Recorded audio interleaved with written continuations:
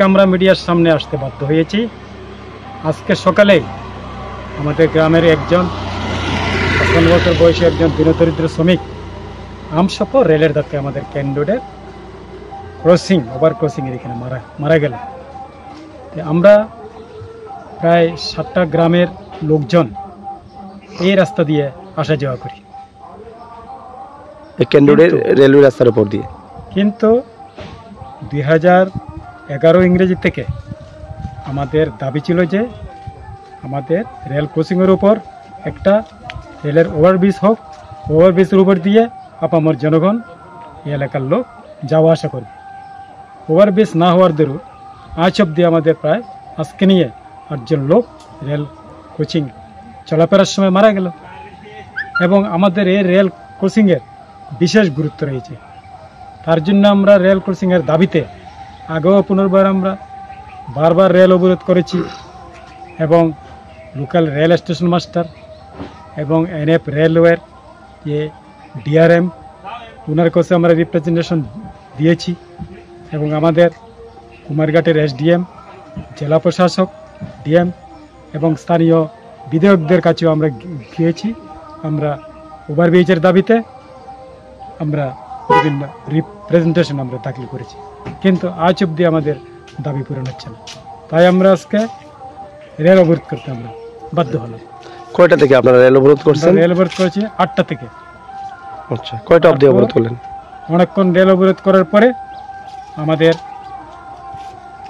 Sub ডিভিশনের অ্যাডমিনিস্ট্রেশনের DCM এবং আমাদের কুমারঘাট থানার ওসি সঞ্জয় দাসবাবু এবং রেল মাস্টার সহ আমরা আলাপ আলোচনা করেছি।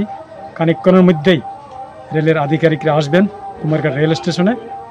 আমরা এই খানিকক্ষণের মধ্যে এখানে গিয়ে আলাপ আলোচনায় বসে আমাদের ওভারব্রিজ এর দাবিতে আমরা আলাপ আলোচনা করব।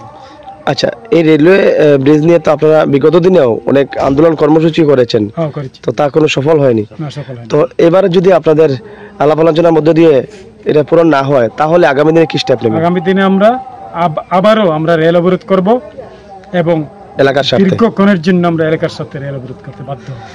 আচ্ছা, যে রাস্তা দিয়ে আপনারা চলাফেরা করেন এর পার্শ্ববর্তী কোনো স্কুল বা বাজারে আছে? আমরা যে রাস্তা দিয়ে চলাফেরা করি প্রতিনিয়ত 1000-3000 লোক এই রাস্তা দিয়ে পাবিয়াচড়া বাজার এবং ক্যান্ডোড, বাঁশবাগান, জামবাগান, সুকন্দনগর স্কুল এবং নীলকুমার পাড়া, দারছুই এবং চিদংছড়া এবং মাছমরা এই রাস্তা দিয়েই যাওয়া আসা করে মানুষ। এবং ওভারব্রিজ না হওয়ার দরুন আজকে ঘটনাগুলো হচ্ছে। এছাড়া আমাদের এখানে প্লাট পাবনের সময় আমরা নিচে দিয়ে যাওয়া আসা সম্ভব, বাধ্য হয়ে আমরা রেল কোচিংয়ের উপরে বাজারে হাটে চলাফেরা করতে হয়, কারণ এখানে 7-8 জল হয় ওভারব্রিজের নিচে এবং সেদিকে আমরা চলাফেরা করতে পারি না। এই বৃষ্টি প্লাবনের দিনে বাধ্য হয়ে আমরা এদিকে আসতে হয়। তাই আমাদের এই দাবি পূরণ হওয়া পর্যন্ত আমরা আগামী দিনে আরো বৃহত্তম আন্দোলনের সিদ্ধান্ত নেব। এই 7টা গ্রামের আনুমানিক লোক সংখ্যা কত হবে? লোকটা 3 থেকে 4,000 লোক বসবাস, জাতি উপজাতি সব ধরনের, জাতি উপজাতি সব ধরনের লোক মানুষের বসবাস। আপনার পরিচয়টা দিবেন? আমার পরিচয় মিহিরবরণ চৌধুরী, আমি এই এলাকার স্থানীয় বাসিন্দা। আপনার সঙ্গে যারা আছেন?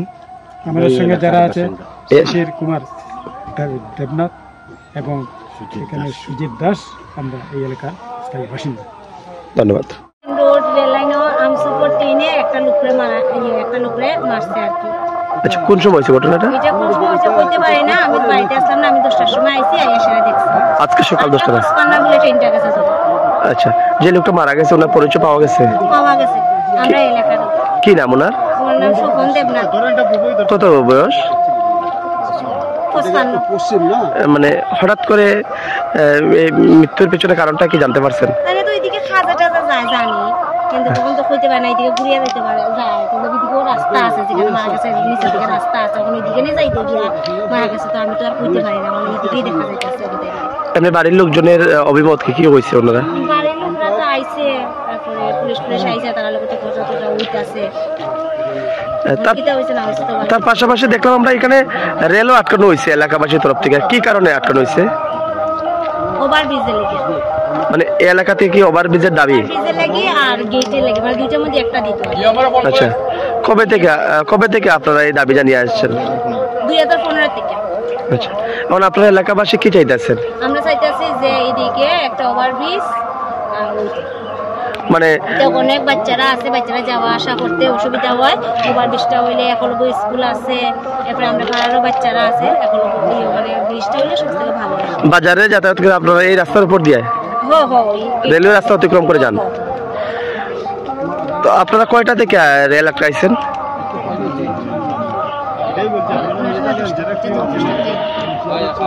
এখন তো ঘড়ির কাঁটা ঠিক 11টা বেজেছে। মানে কোন ট্রেনটা আটকাইছিলেন আপনারা? এরপর দেখলাম দূরপাল্লা ট্রেনটাও কিছুক্ষণ আগে রওনা দিচ্ছে, সেটাও কি আটকা পড়ছিল?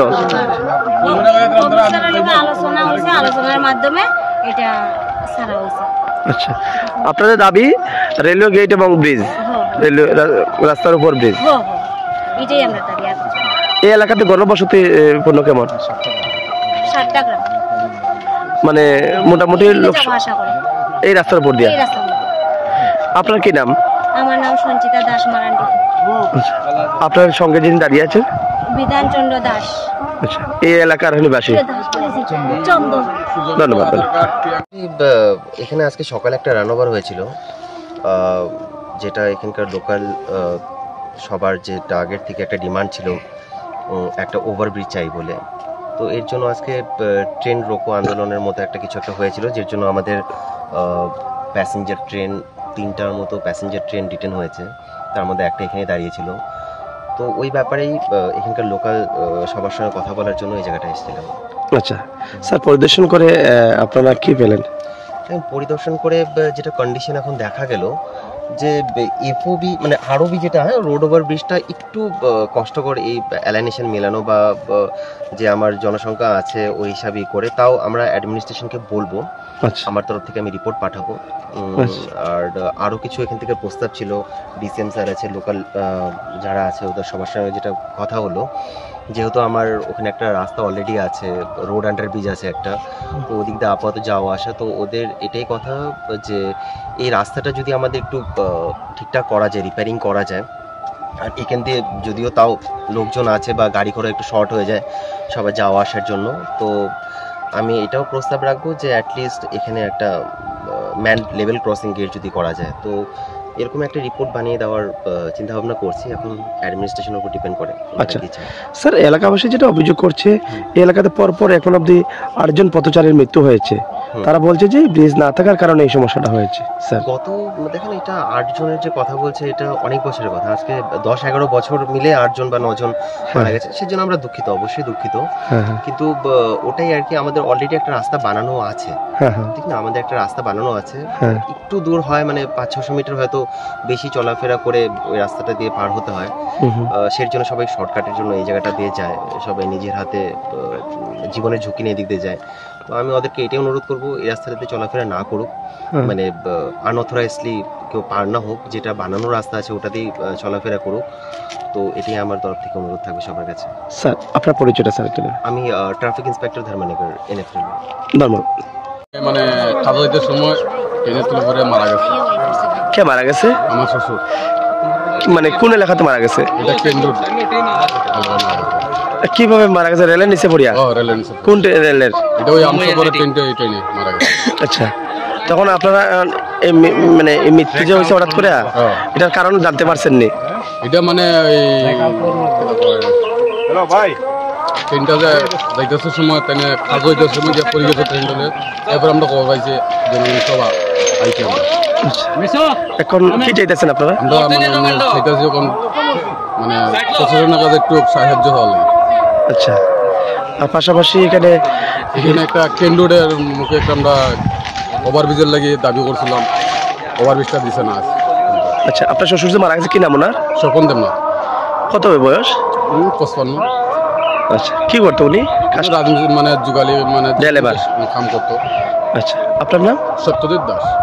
এই লেখারই। এখন আপনার সরকারের কাছে সাহায্য সহযোগিতা চাইতেছে। ঠিক আছে।